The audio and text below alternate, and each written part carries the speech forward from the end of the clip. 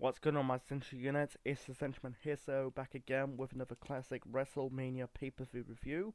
So this time we're traveling back into the late 90s WWF to the year of 1998 to review WrestleMania 14, the first WrestleMania of the Attitude Era. So this show was at the Fleet Center. Right now it's called the TD Gardens in Boston, Massachusetts on the 29th of March 1998. The attendance of the show was 19,028. WrestleMania 14 received about 730,000 pay-per-view buys. Wow. A massive upgrade than WrestleMania 13, the previous year in 1997, the last WrestleMania of the New Gem era. It was in Chicago. That show received about 237,000 pay-per-view buys. The main event was Psycho Sid versus The Undertaker for the WWF Championship. On that same night, you had that epic match between Bret Hart and Stone Cold Steve Austin. Wow. 730,000 pay-per-view buys, because I think it has to do with the rise and the popularity of Stone Cold Steve Austin and also Iron Mike Tyson, the baddest man on the planet. I'll get to the main event of the show later on in this review. The commentators for WrestleMania 14 are Jim Ross and Jerry the King Lawler. This is the first WrestleMania without Vince McMahon on commentary because he stepped away from the commentary booth in late 1997. That was after Bad Blood, and then you got Survivor Series, Montreal Screwjob, and he became Mr. McMahon, and the rest is history. And also, this is the first WrestleMania also without Bret Hart. The first time since 1986, because at this moment in time, Bret Hart is not longer with the company because he jumped ship to WCW after Survivor Series of 1997. You won't see Bret again in WWF/WWE for another 13 years. That's another story for another time. You have to wait until next year or the year after when I review WrestleMania 26. Anyway, so like I said, this is the first WrestleMania of the Attitude Era. I think this is the first and only WrestleMania in Boston. I hope they go back to Boston anytime soon. Anyway, so yeah, it's funny that the last wrestling pay per view I reviewed was WCW Uncensored 1998. That was also a good show, but I think this show blew Uncensored out of the water. Oh, it gets my overall thoughts of the show at the end of this review. So anyway, the first, actually, before we get to the matches on the show, we're gonna talk about some segments and this cancel performance of America the Beautiful, to kick off this review. So you had segments on the show. Let's talk about the good before we get to the negative. Anyway, so the positive of this WrestleMania is the segments. The first segment you got like the Attitude Era promo segment. It's basically sending a message of don't try this at home, kids. You got like guys like Stone Cold, The Undertaker, Ken Shamrock, The Rock, Shawn Michaels, I think Farouk, and Mark Mero. Like they're talking about their backgrounds before they became a professional wrestler. They're saying like, we're not real athletes. You think this is real? You don't think this is real? Try it. Lacing up my boots. They did it with Bret Hart. They did it in late. This is before Bret left the company. It's just sending a message like, don't try this home, kids. You don't think this is real? Try it less than my boots. It's so like, I think they showed a good message. Don't try this at home, kids. Doing these moves at home. Anyway, that was the first good segment. It was a really good segment. Go and check it out on YouTube, man. Anyway, and the second segment, video package. I call it video package at the moment in time. I don't really call them segments, but like the second video package, you got the old legends from like whether it's the 50s, 60s, 70s. This is before the sports entertainment side of professional wrestling. Anyway, so you got like guys like Classy Freddie Blassie, Ernie Ladd. I think you had Pat Patterson, Killer Kowalski, like trained wrestlers like Triple H, I think China. I think Christopher Nowinski and also Damien Sandow. And yeah, I mentioned Patterson? They said like they used to cheer for me. We don't have back in my day. We don't do high flying moves. We don't fly. We don't do top rope stuff. We don't do pyro. And we cheer for them. It's a good. Yeah, I kind of like these video second packages. I'm trying to say. For the Attitude Era one and the Legends one. And also in the bad, let's talk about the bad. You got the bad performance. You're not gonna see it on the network if you watch the network version, or even if you go on like a DVD or video version of the show. You had a performance of I think it's called Chris Warren, R.I.P. to Chris Warren and the DX Band. Unfortunately, Chris Warren died in 2016 at the age of 49. Anyway, so Chris Warren and the DX Band open up WrestleMania 14 with yeah, America the Beautiful. I'm trying to say, and the Star Spangled Banner. Unfortunately, the fans were booing this performance, and also they edited it off the network because it's. I'm not saying it's offensive or like it's just how bad the performance. It's just like it's so bad. It's just like it's horrible. I've seen bits of it on YouTube. It's just like it's very trashy. Like I see, like not see, but watch like sometimes these other singers singing "America the Beautiful" in other classic WrestleManias before WrestleMania 14 and after WrestleMania 14. There are bad performances. Like great example, WrestleMania 20. Or I think it's 10 or 20. I think it's 20. I think it was a Holland Choir did like an R&B version of America the Beautiful. That was a bad performance in this. I understand they're trying to give DX some heat, but at the same time, you're just like pissing off the people. Like, I don't say disrespectful America. It's just like it's just horrible. Why are you doing a rock band version of the Star Spangled Banner and America the Beautiful? I don't mind like a country.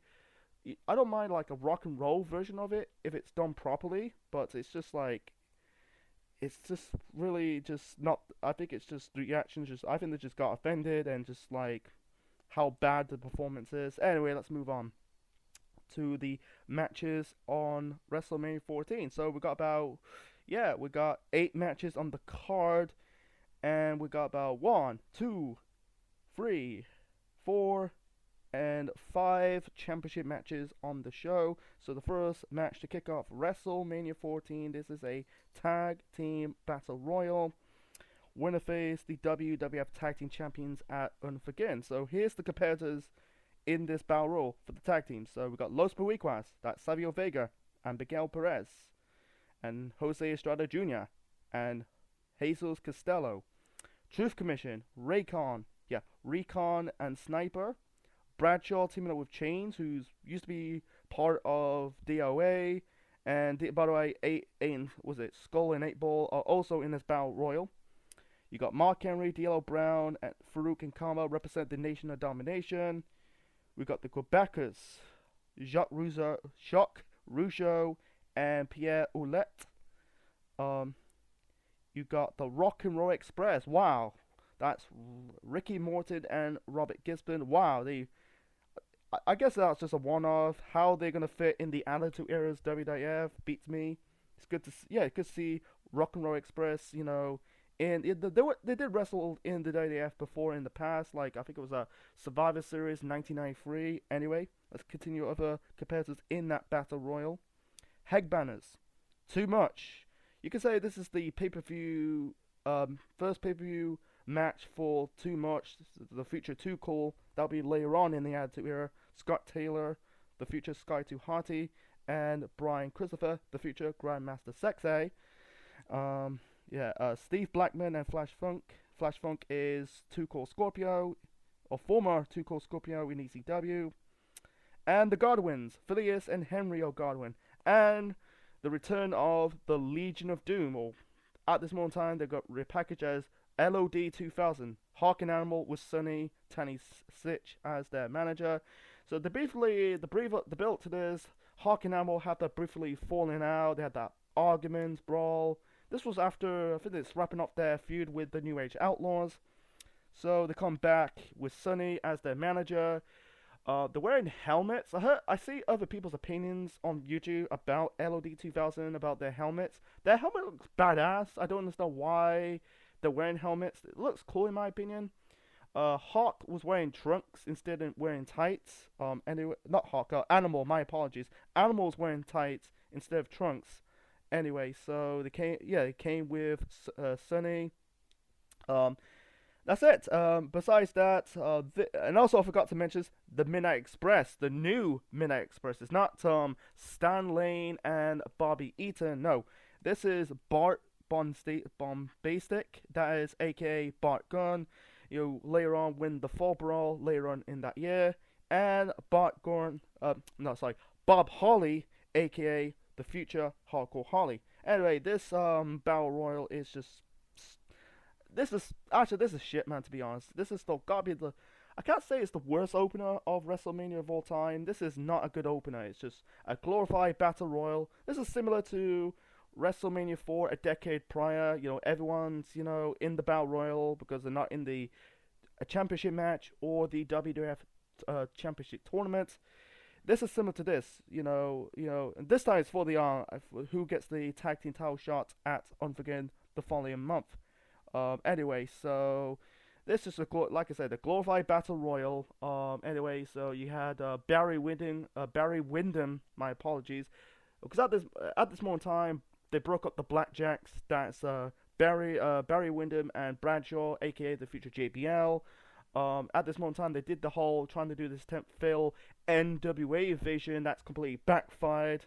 Anyway, I think he eliminated. I think it was two members of.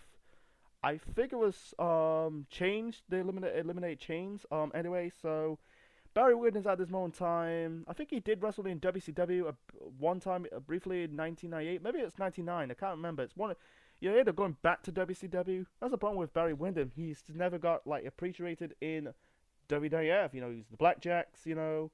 Then he was the Widowmaker and the Stalker. It's absolute stupid. They came in with stupid gimmicks. Why can't it just be Barry Windham? Because he was part of the NWA. He was part of the Four Horsemen with Ric Flair. Beats me. Anyway, so yeah, nothing much to talk about this. You had this a bit. I don't know. There's something. You had this bit of the arguments, confrontation about that by the two managers. That's Jim Cornette and Sonny. I think I can't really remember. So anyway, you had the brief confrontation between the Godwins and LOD because they had that rivalry in late 1997, even though that was a shit rivalry. Anyway, so the final two in this battle royal were LOD 2000 and the Midnight Express. LOD 2000 won this battle royal, eliminate the Midnight Express. That's Bart and Bob. Yeah, Bart, Buzz Basic, and just Bart and just Bob. Bardistic and Bombastic. I can't pronounce it. I just call them Bart and Bob. Anyway, so LOD 2000 won this match. Why they call them LOD 2000 beats me because this is 2 years before the year 2000. Anyway, the gimmick I think the gimmick probably work if it was in the year 2000. That's just me. Anyway, so LOD 2000 went on to become the number one contenders for the tag team titles at Unforgiven. And by the way, they added draws into that group, and this is leading up to I think they're exploiting the drug abuse of your personal problems of I think it was Hawk or Animal. I think it was Hawk had the personal problems. That's another story, another time. I don't want to talk about in this video. So, like I said, it's just a glorified battle royal. Nothing much to talk about. I forgot to mention this. In the opening video package, I forgot to mention this by the way. They mentioned Hulk and Bruno Sammartino. They're just referring to Hulk and Sammartino, referring to Hulk Hogan and Bruno Sammartino, because at this moment in time, both Hogan and Bruno Sammartino, they very left the company in very bad terms. It's funny right now they end up put their differences aside, work with the company again. Even though Sammartino did not really work with the company, both of them end up get inducted into the Deity Hall of Fame in the foreseeable future. They kind of put their differences aside, and then they just die, and then years later they end up getting inducted into the Hall of Fame back then in the 90s, they very left on bad terms. They got a lot of wrestlers left on very bad terms, not just Hogan and Sammartino, Savage and the Ultimate Warrior. Even though these wrestlers who have left the company on very bad terms, they end up like, apologize. Same as Bret Hart, end up apologize, and years later getting inducted into the WWE Hall of Fame. Anyway, let's get back to the reviewing these matches on the show. Anyway, so the next match, this is for the WWF Light Heavyweight Championship. Taka Michinoku taking on Aguilar.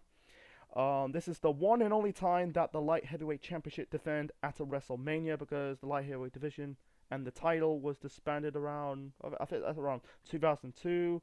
I'll get to more of that shortly. So, the match was 5 minutes long. It didn't. When I watched this, I don't feel like this was 5 minutes long. This felt like 10 minutes long. But I like this match, for what it is. So it was a fun match. Back and forth between. I know it's a glorified spot fest, but I think it was a fun spot fest match for what it is. Everyone had their moments, between Taka and Aguilar. Try to keep it short and simple. They did a high flying spot. In the end, Taka won this match and retained the Light Heavyweight Championship after hitting Aguilar with the Michinoku driver, and that was it. So it's a really shame for the Light Heavyweight division. I know they're trying to do that. They're trying to answer of WCW's Cruiserweight division. But fortunately, they just cannot pull it off like WCW, because you got like guys who never don't. I think people are like starting to get behind Taka, but like Aguilar, not so much.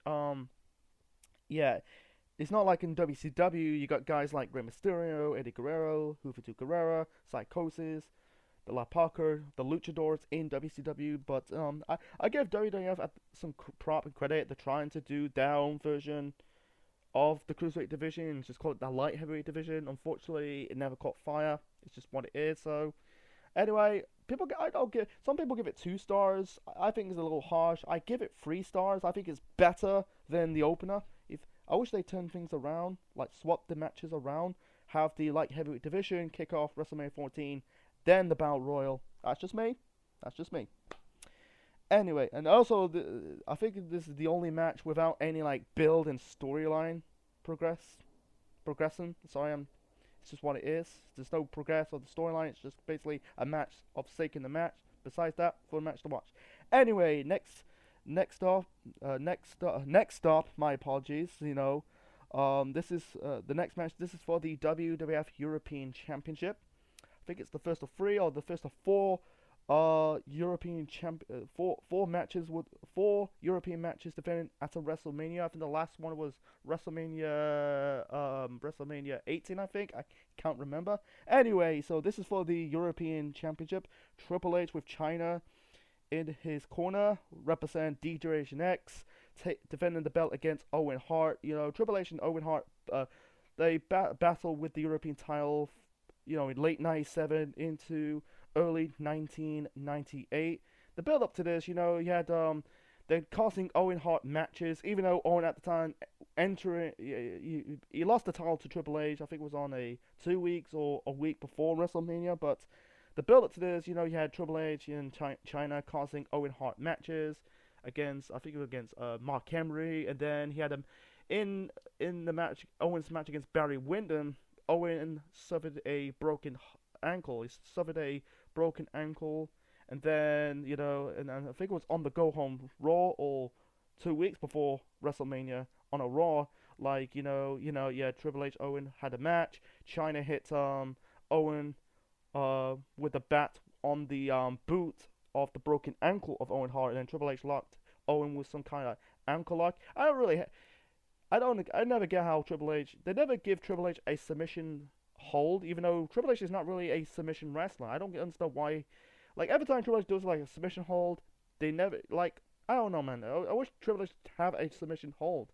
He's got the pedigree, but sometimes if you watch Triple H matches over the years, he end up locking his opponents with figure 4 leg locks, Indian death locks, crossface. He's never have like a submission hold. He's not really a submission wrestler. A great example, Edge was not really a submission wrestler. Like, until he's doing like an ultimate version of the sharpshooter. If you watch his matches in his current run and his last few years of his first run as a professional wrestler. But anyway, so he locked you lock Owen with this submission hold. This is like the I think it's a Raw before WrestleMania.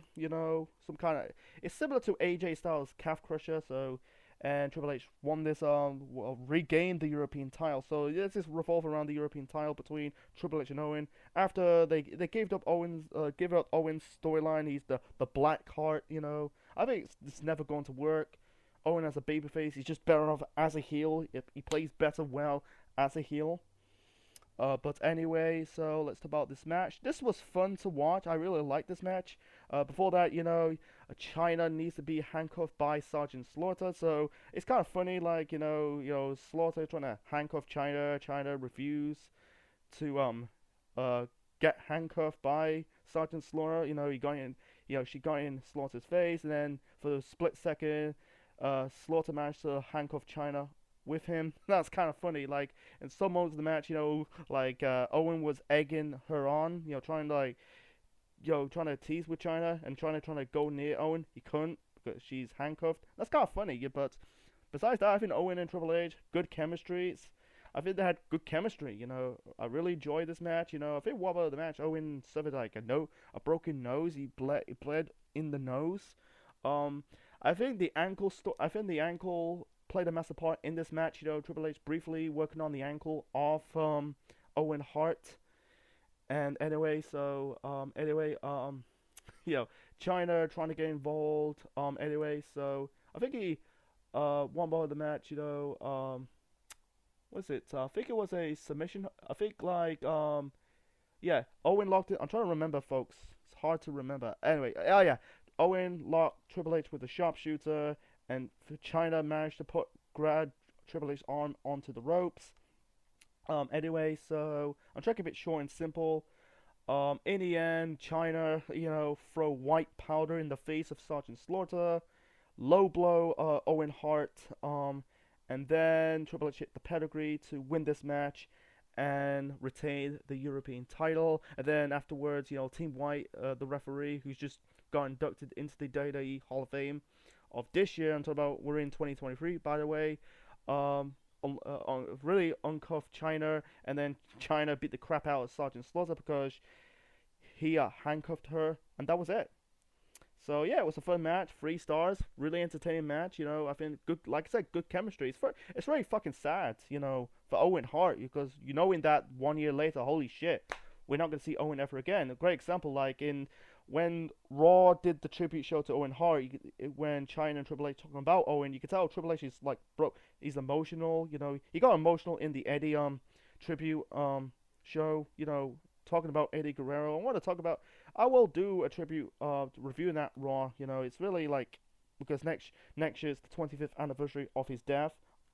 But anyway, it's just like sad, even though Owen, you can tell they're friends, even though they're, rivalry in kayfabe, but in real life they're best friends. Seeing Triple H going emotional because no, he's not gonna see Owen ever again. It's just like, it's, I think it's just what it is. A great example, Jeff Jarrett got her emotional, because he was his friend and tag team partner at the time. Anyway, let's move on, man. I'm going off the topic, man. So.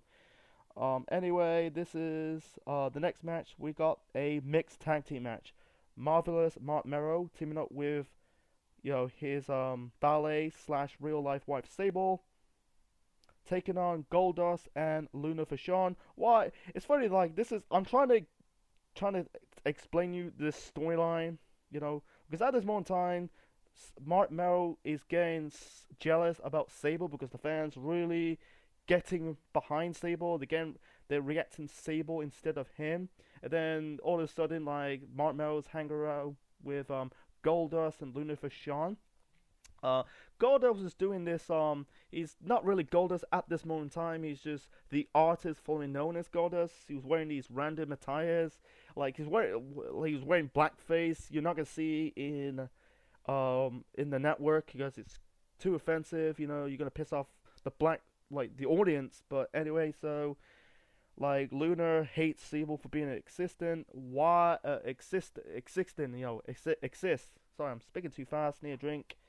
So yeah, I don't understand why this confusing me. Why Mero wants to team up with Sable, even though he doesn't like Sable because of the reaction she's getting instead of Mark Merrow.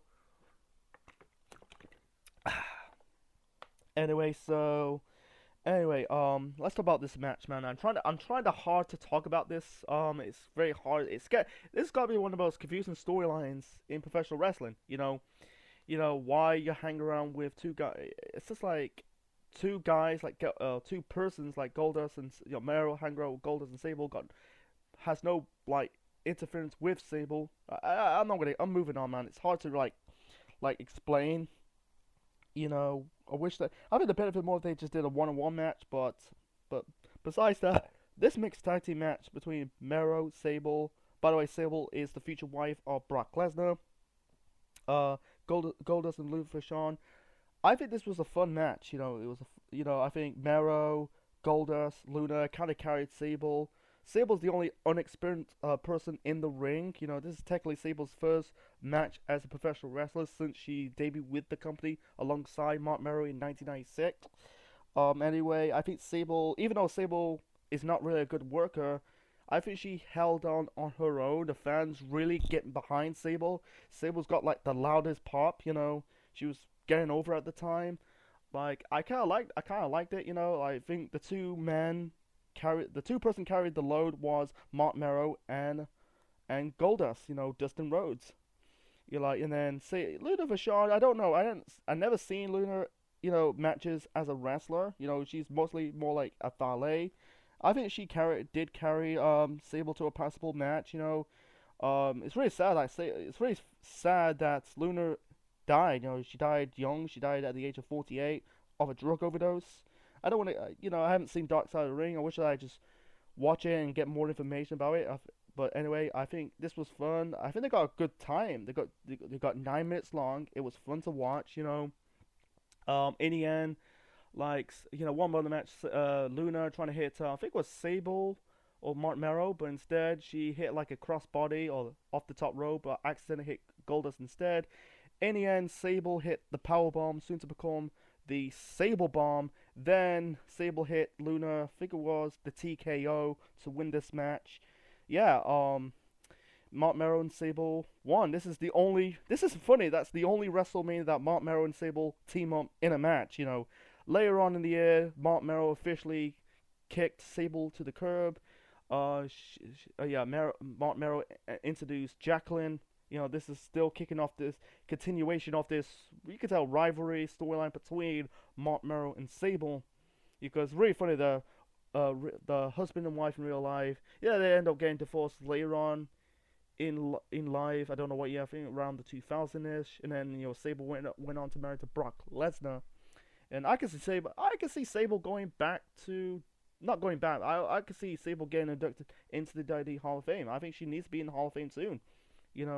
But besides that, it was a fun match to watch. I'm not saying this is a 4-star classic, but I think everyone looked good in this match. They put on a good match. I give it 3 stars. So let's move on to the next match. So the next match, this is for the Intercontinental Championship. The Rock represent the Nation of Domination with D'Lo Brown, Kama Mustafa, aka the Godfather or the future Godfather, and Mark Henry, taking on the world's most dangerous man, Ken Shamrock. So this is still a continuation of the Rock Shamrock rivalry, and still this friction between Rock and Farouk. So the build up to this, the Rock hits Ken Shamrock with one of the sickest chair shots you ever seen, and then he caused Farouk's match against Chains, weeks prior.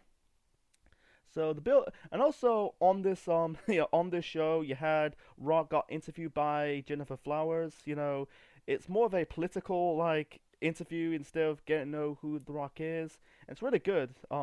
Jennifer asked, what Rock would do if he was the president. He said like he wants to become the ruler.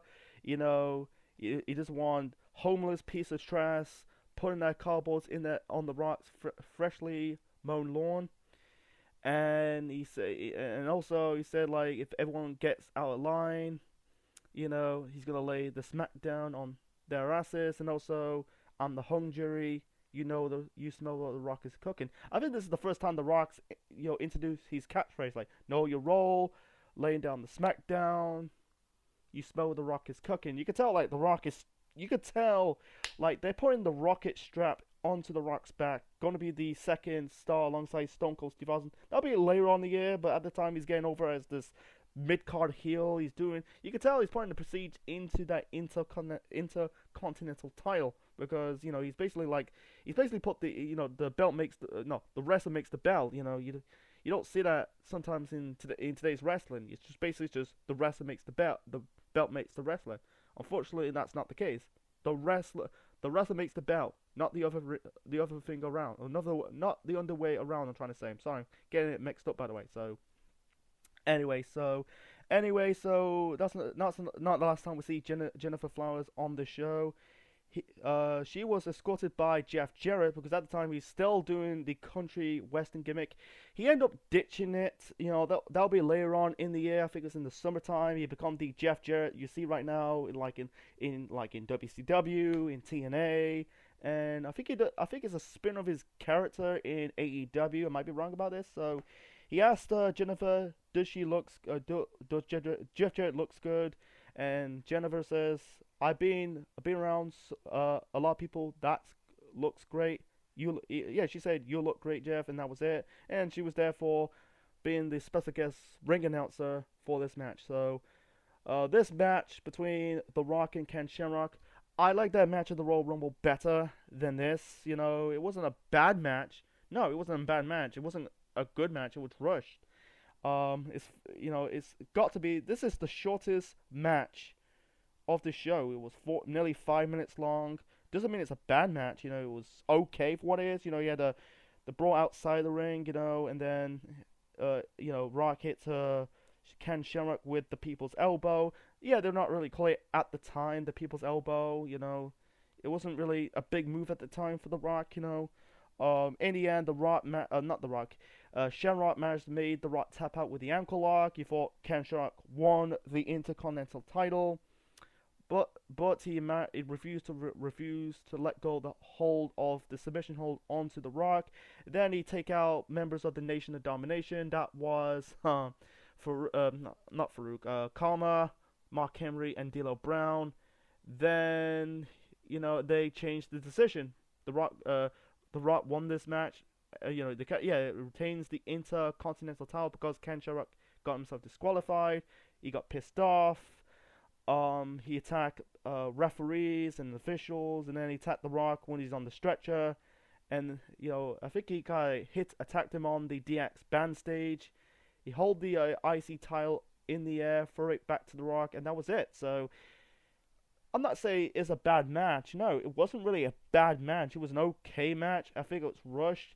And also, this was a head-scratching decision, so it's pointless because the Shamrock won the belt from The Rock on this show, and they kind of changed the decision. It's just like, Shamrock went on to win the IC title later on in the year. That was after Triple H forfeit the title due to an injury. That was an IC title tournament, because at the time, Vince Russo was still in the company. But yeah, it was. I like their first match at the Rumble better because compared to this match and the first match at the Rumble of 1998 between The Rock and Ken Shamrock, because that match was a good creative ending. The Rock basically cheated. He basically framed Shamrock using brass knuckles. This was just basically Shamrock, holding the, he got, first off, The Rock hit Shamrock in the head with the chair.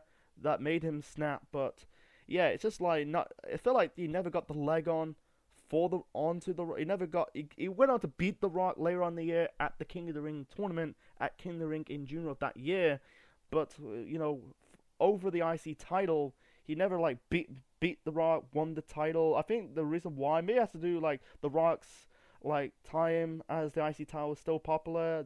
Maybe they don't want to take the belt away from The Rock. Maybe he's not quite there yet to be in that main event scene. It's funny that he went on to win the world title later on in the year at Survivor Series. Yeah, and they ended up fighting at Survivor Series, not Survivor Series, the early match, the first round of the Deadly Games tournament. I think it was in October. This is after the whole, the title was held up, and that's because at that moment in time, the roles reversed. The Rock is the babyface, Shamrock is the heel. He end up be part of the corporation. It's funny, like both The Rock and Shamrock end up be part of the same group later that year, the end of the year. So, yeah, I'm not really be bad of it. I think it was a head scratching decision why you not having Shamrock winning the title. He's been feuding with The Rock for months now. And it's funny, I forgot to mention this, while Shamrock locking The Rock with the submission hold, the ankle lock, Farouk showed up. He's about to trying to help The Rock, but instead he refused. This is planting the seeds of The Rock kicking Farouk out of the group. I think they fought. The IC title. I think it was at the first Unforgiven show, or maybe at Over the Edge. It's one of those shows, and Farouk went off doing his own thing, part of the Ministry of Darkness, and then teaming up with Bradshaw to form the Acolytes / the APA, and the rest is history. And also saying, "Damn," Anyway, so that's just what it is. So let's move on to the next match. This is a fun match, by the way. This is a dumpster match. I think it's the one and only dumpster match in WrestleMania history, and this is for the WWF Tag Team Championships. The New Age Outlaws, Badass Billy Gunn and the Road Dogg Jesse James defending the belt against Cactus Jack, aka Mick Foley, and Chainsaw Charlie, aka Terry Funk. So, if you follow the WWF 1997, 25 years later arc, at the end of the year, Mick Foley was feuding with the Outlaws, with different personas, whether it's Cactus Jack, Mankind, or Dude Love. So Chainsaw Charlie debuted at the end of 1997, going into the late 1990, early parts of 1998. He's just, I don't understand why they changed Terry Funk's name. Like, he's not like they trademark his name. Everyone knows he's Terry Funk. He's wrestled every place he's been, and they give him a chainsaw. I don't get it, man. But anyway, so the build up to this, you had Billy Gunn and Road Dogg kind of pushed a blue dumpster with Cactus Jack and Chainsaw Charlie in the dumpster, and also the build up to this, they're on stretchers, they got oxygen masks on their faces, they're selling it like they got killed or badly injured. So anyway, I think the build up to this, Road Dogg and Billy Gunn, they were driving a blue car, and then they got not assaulted, but they got harassed, but they got chased by Cactus Jack and Chainsaw Charlie. Chainsaw Charlie trying to chop the car with the chainsaw. You can tell they got no blade to it. It's for the best, man. You don't want to see one getting like cut up body parts out of it. No, I don't want to see that, but it's part of his character in the WWF. Anyway, so this match between both guys, the Outlaws, Cactus Jack and Chainsaw Charlie. Anyway, this was fun. It was 10 minutes long. This was a fun brawl. This one good spot, I think it was Billy Gunn or Road Dogg on the top of the ladder with Cactus Jack.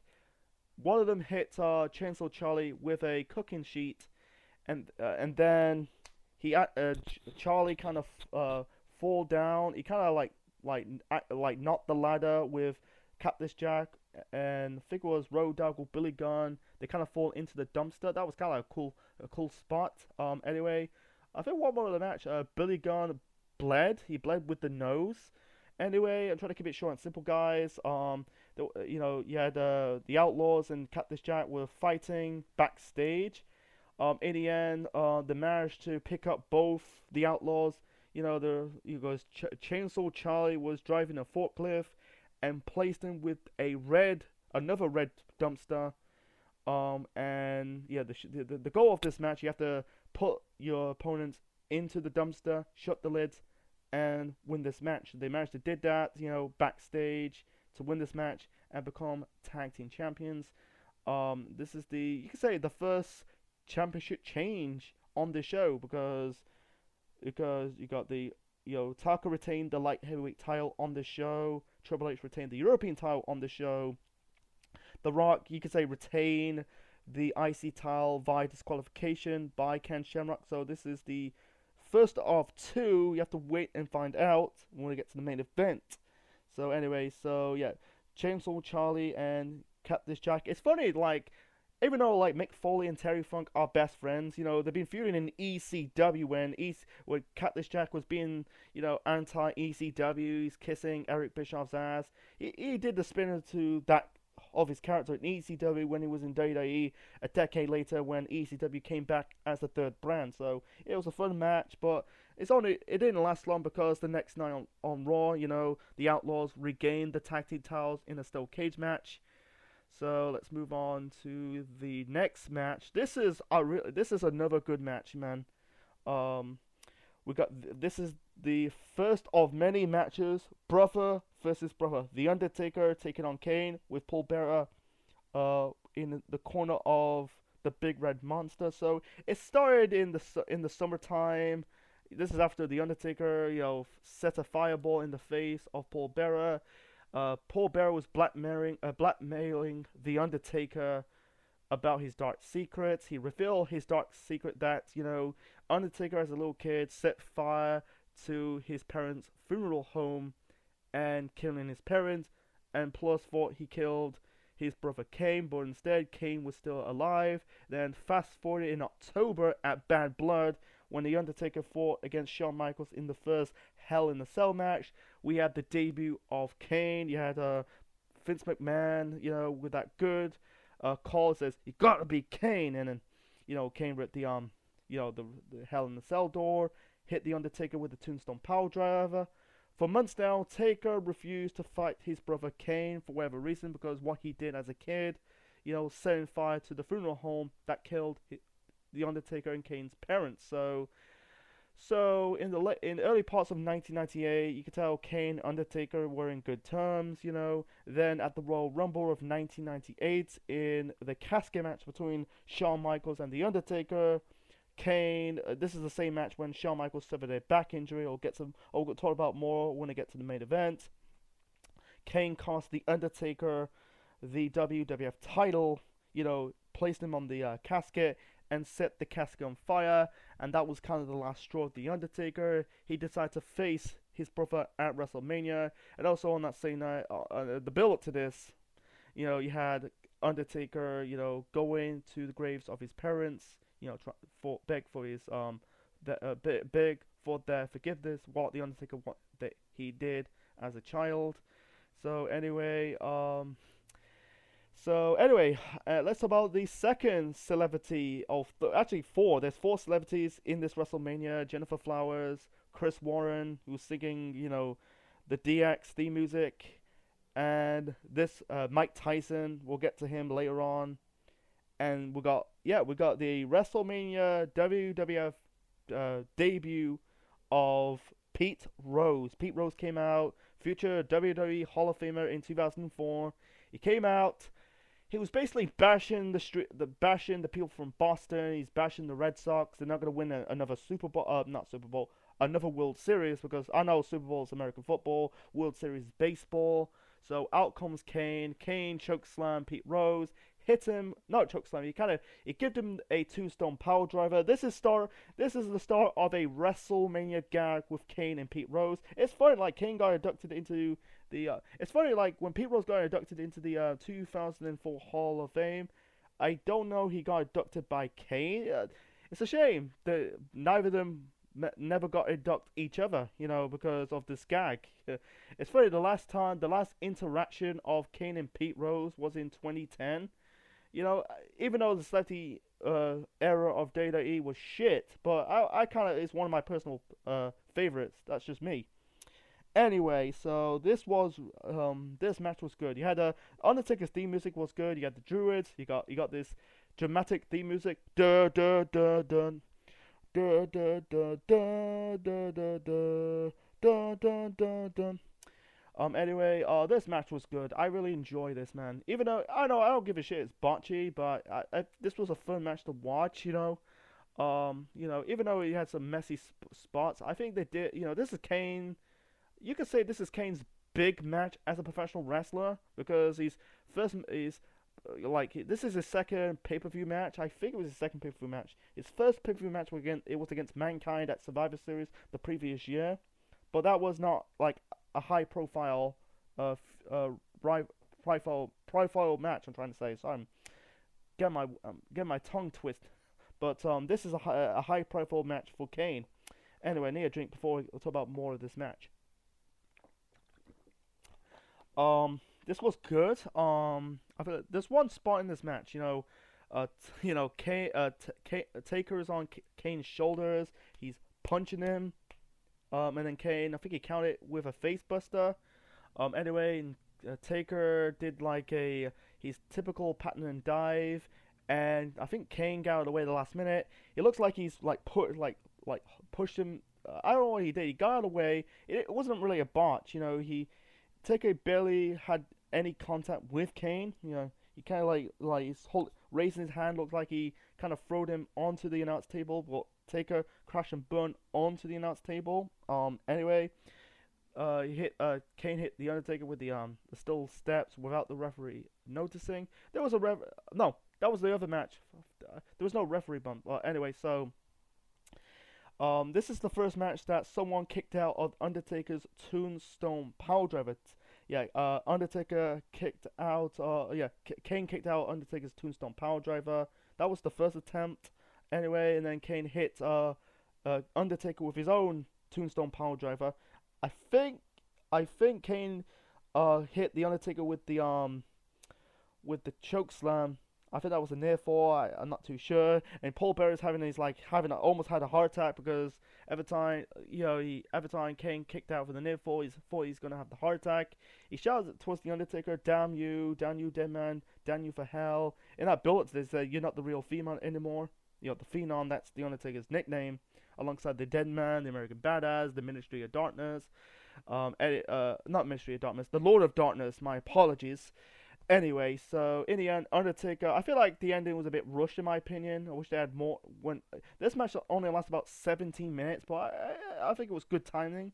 But I think the ending was a bit rushed in my opinion. So anyway, so Undertaker defeats Kane, but not one, not two, but three Tombstone Power Drivers to put him down to win this match. And Undertaker, I think he went 8-0.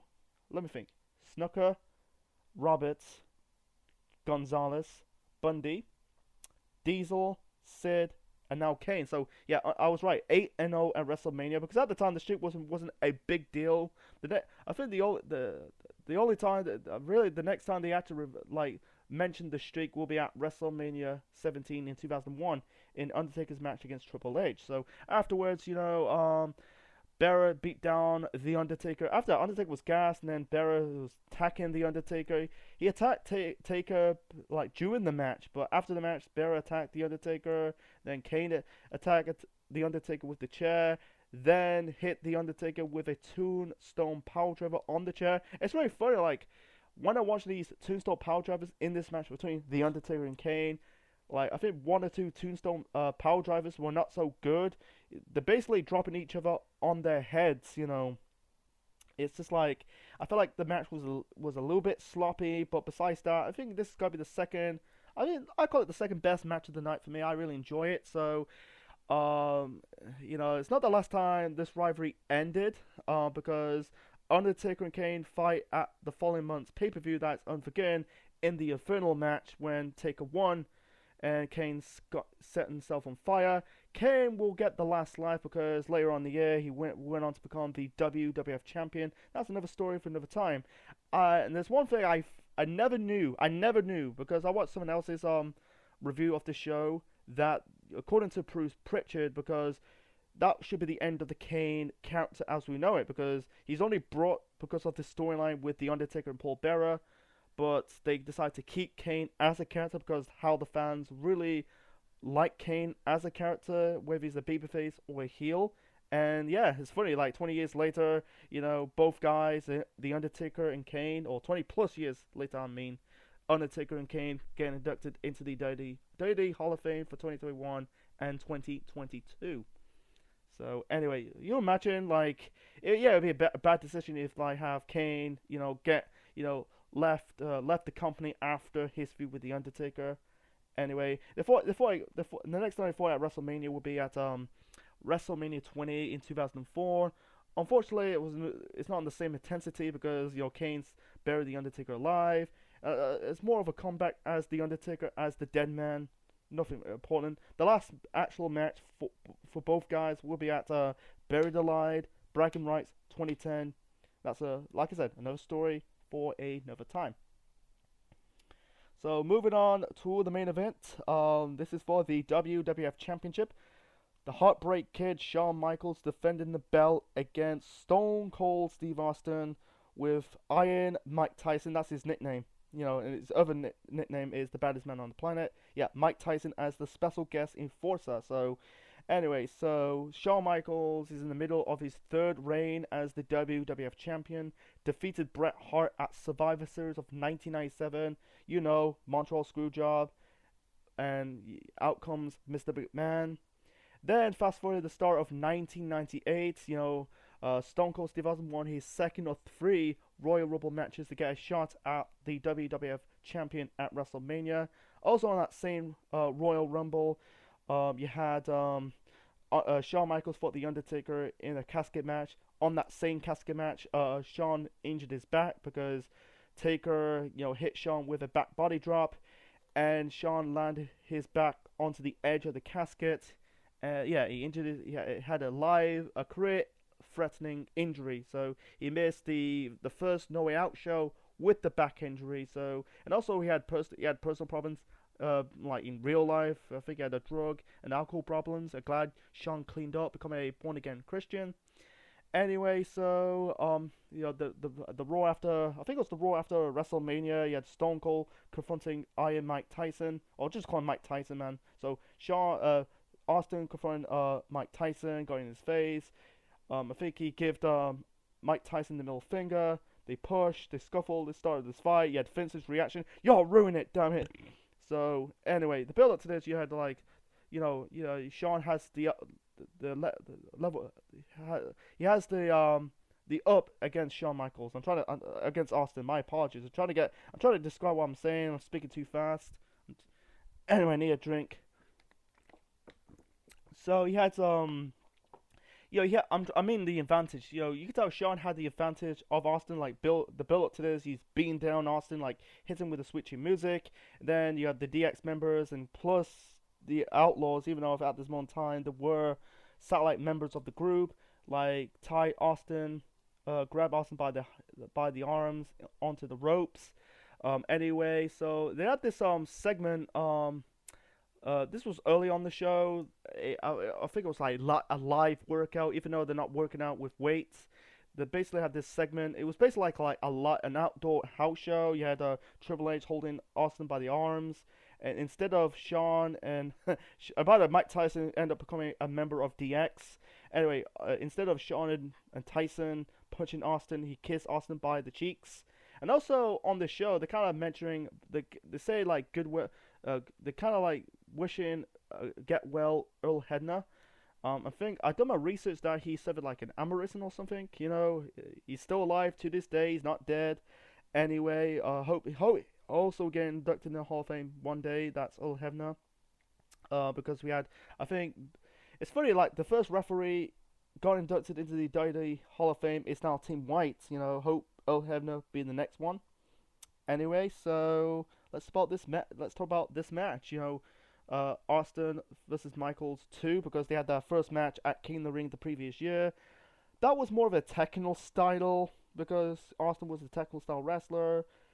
Fast forward in 1998, their styles are different because Shawn, throughout this whole match, he was in a lot of pain because of his back injury. Austin transformed into a brawler because he had that neck injury the previous year at SummerSlam in the match against Owen Hart. So the match was really good. I really enjoyed this match. Austin and Michaels. I thought this was going to be a letdown, but no, it wasn't a letdown. I think it was a good match. Even though Shawn was in a lot of pain, Triple H got himself not disqualified, but he got ejected from ringside to attack Austin. Then Austin got his heat back, attacked Triple H. And this was the last time that Austin and Triple H interacted in 1998. Next time they actually interacted will be in 1999. That really brutal, blood rivalry going into 99, 2000, and 2001. Because at the time in 1998, Triple H was this comedy heel, and then fast forward 99 and beyond, he became this main event bloodthirsty heel. the game, the cerebral assassin. Anyway, this was really good. I really enjoyed this match. The whole bulk of the match, you had Shawn working on the leg of Stone Cold Steve Austin. Working on the locking in the figure four leg lock. It's the same hold. It's funny. It's the same hold that he like made. He didn't made the Bulldog tap out. He made the Bulldog passed out in his home country in One Night Only in 1997, the previous year. Anyway, so Shawn was taking like some bumps. You could tell he's selling the back injury, even though kudos to Shawn going through this match without going through this match with pain. He sucked it up. So anyway, so Shawn in this match, there was teasing in this match. You thought like anytime Mike Tyson is gonna knock out Stone Cold Steve Austin, he didn't. Like one more of the match, he kind of instead of knocking him out, he kind of put him back in the ring. Anyway, you had the referee bump. In the end, Shawn trying to hit Austin with the switching music. Austin counted, hit Shawn Michaels with one Stone Cold Stunner. Mike Tyson came out, did the 3 count. Austin became the World Wrestling Federation champion for the first. I think it's first of 6 or first of 7. I think he won it 6 times, Austin. Yeah, well, I think it was 6. He won it again. He won it again later on that year. Won it at WrestleMania 15. I think he won it again in '99. That's 4. Then at WrestleMania 17. Then I think it was Unforgiven 2001. So yeah, first of 6. I was right. So anyway, so afterwards, Tyson raised Austin's arm in the air, and Austin gave Mike Tyson an Austin 316 T-shirt. And then Shawn Michaels got angry, got pissed because Tyson's holding a Austin T-shirt. Because at the time Mike Tyson was a member of DX. Then I think he snatched the T-shirt off the hands of Mike Tyson. I think Shawn was about to hit Tyson, but instead Tyson knocked out Shawn Michaels. It's a way to ruin off Shawn Michaels because at this time this was his last match as a professional wrestler because of his back injury, and he had personal problems as well. Because people say if he didn't take a break from wrestling, he'll probably end up like Brian Pillman. I don't know if Brian Pillman is a drug addict. I hadn't seen Dark Side of the Ring, so I don't know. If I did, I don't know. I don't want to get into that. So anyway, and also JR with that good call said Stone Cold, Stone Cold, Stone Cold, and he said the Austin era has begun. That was a good call for Jim Ross. Jim Ross, I like Jim Ross. Jim Ross is one of the best commentators of all time, wrestling commentators of all time. He just sell you a story. He sell you. If you watch his matches in the past, whether it's in the 90s, the 2000s, no, not really in the 2010s. He was kind of past his prime at this moment in time. He's still in AEW, but he's not on commentary anymore. Anyway, so yeah. As for Shawn Michaels, you won't see Shawn Michaels again for another 4 years. Until 2002. And then his first WrestleMania match back will be in 2003 against Chris Jericho. That's WrestleMania 19, another classic WrestleMania I reviewed in the past. So yes, Shawn, you basically ended his first run. It's funny. Shawn been in the company for almost 10 years. He was part of the Rockers. Then he became the Heartbreak Kid, became the mid-card guy. Then be a world champion, not once, not twice, but 3 times. Anyway, so that's the last time we see Shawn as a wrestler until 2002, part of the NWO, feuding with Triple H, and then lasted about technically 8 years until retired again by The Undertaker at WrestleMania 26 in 2010. Then he came back, did the DX versus Brothers of Destruction match in Crown Jewel in Saudi Arabia in 2018. So anyway, Mike Tyson, you're never going to see Mike Tyson again in WWF/WWE for another 10 years. He showed up on an episode of Monday Night Raw in 2009 when he knocked out Chris Jericho. He was teasing that he's going to knock Shawn Michaels again, but instead he knocked out Chris Jericho. And that was the last time you see Mike Tyson in professional wrestling for another 10 years again. This time in AEW, confronting Chris Jericho, helping Chris Jericho in the Inner Circle against the rivalry against the Pinnacle. And and also I forgot to mention that he got inducted into the WWE Hall of Fame in 2012. And by the way, and fast forward to Stone Cold Steve Austin, and also before that, by the way, 2 weeks later, Raw finally broke the 83 rating streak of Nitro. I think I was right. I think Spring Stampede was the first pay-per-view when Raw beat Nitro in the reigns. I might be wrong. It's very confusing at this moment in time. Then fast forward to Stone Cold Steve Austin after WrestleMania. He's still continuing this rivalry between him and Vince McMahon. In the next two pay-per-view matches in the next two pay-per-views, I'm trying to say, at Unforgiven and Over the Edge, he ended up feuding with not Cactus Jack, Dude Love, that's Mick Foley. Then in the summer and the autumn of 1998, he ended up feuding with the Brothers of Destruction, Kane and The Undertaker, and the rest is history. And also, forgot to mention this. And as for DX, I'm going to wrap this up before we get to my overall thoughts of the show. As for DX, Triple H managed to reform DX after Shawn was gone. He's no longer part of the group. He ended up reforming him and China reformed the group, bringing in members like the New Age Outlaws and Sean Waltman, the former 1-2-3 Kid, and it was soon to be, he'll become X-Pac, and then this heel group become one of the most popular babyface group, and the rest is that was history.